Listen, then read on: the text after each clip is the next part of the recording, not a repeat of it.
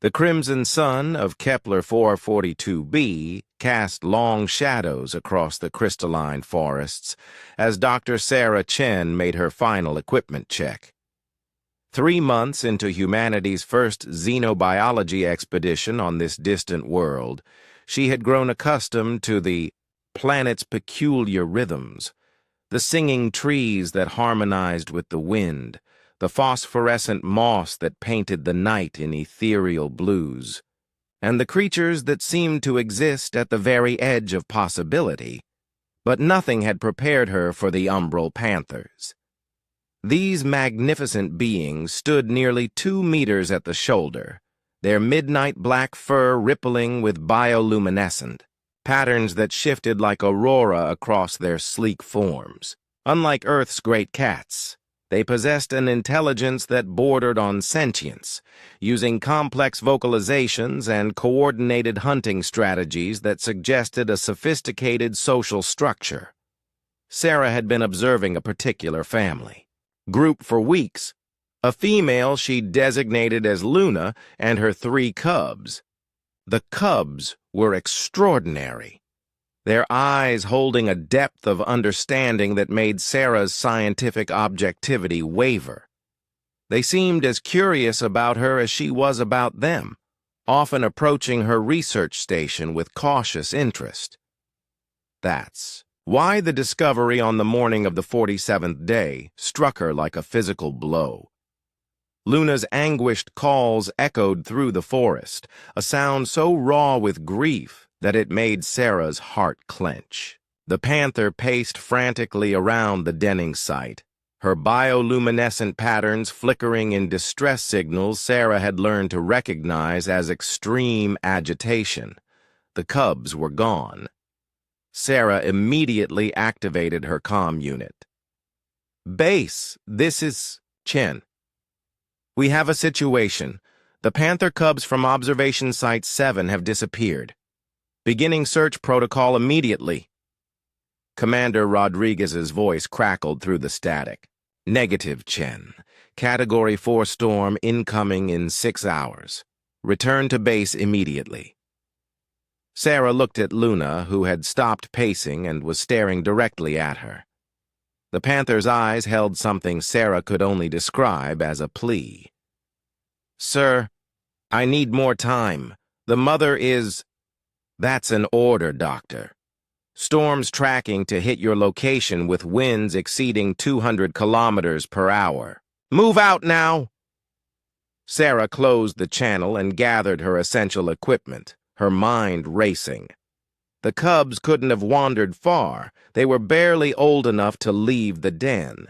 But in 6 hours, the storm would make any rescue impossible, and the cubs wouldn't survive exposure to Kepler 442b's violent weather systems.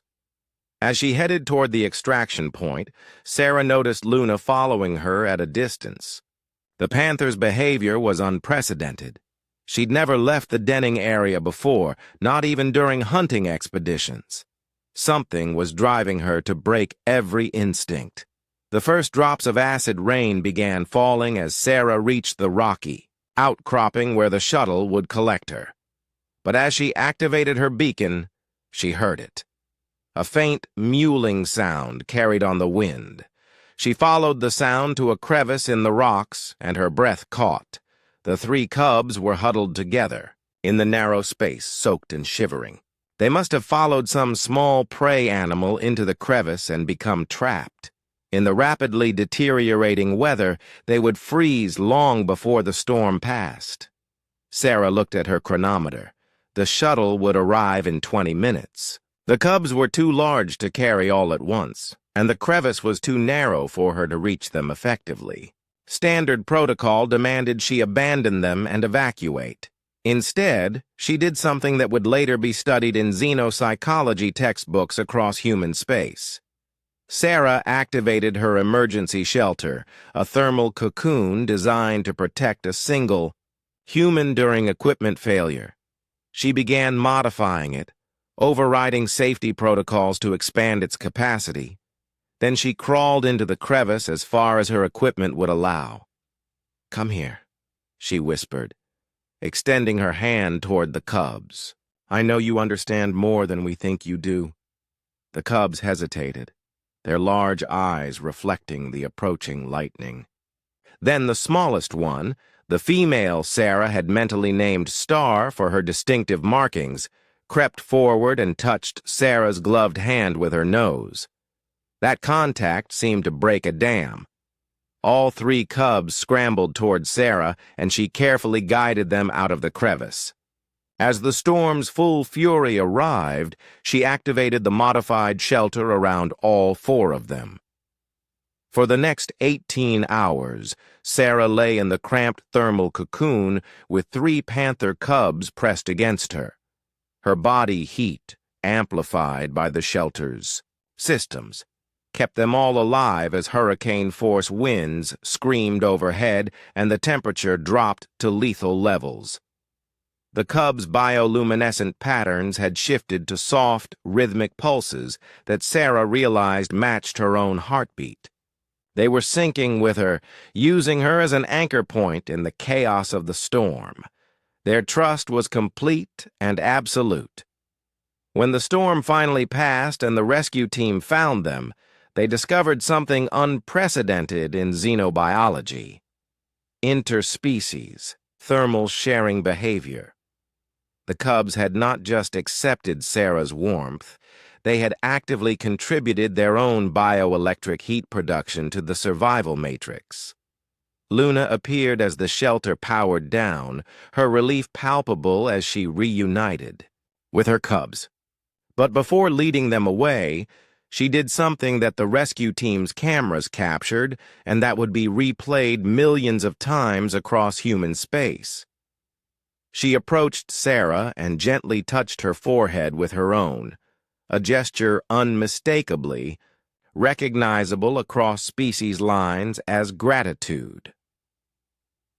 6 months later, when the xenobiology team published their findings, they included a footnote that academic journals rarely contained. Sometimes, the greatest discoveries happen not through observation or experimentation, but through the simple act of refusing to abandon those who needed help. The umbral panthers of Kepler 442b became the first non-human species to be granted protected status under the Interstellar Life Preservation Act. And Sarah Chen became the first human to demonstrate that compassion, not conquest, would define humanity's expansion into the stars. In the years that followed, as humanity encountered dozens of alien species across the galaxy, they carried with them the lesson learned in a storm-lashed crevice on a distant world, that the measure of a species was not in its technology or its territory, but in its willingness to share warmth with those who needed it most.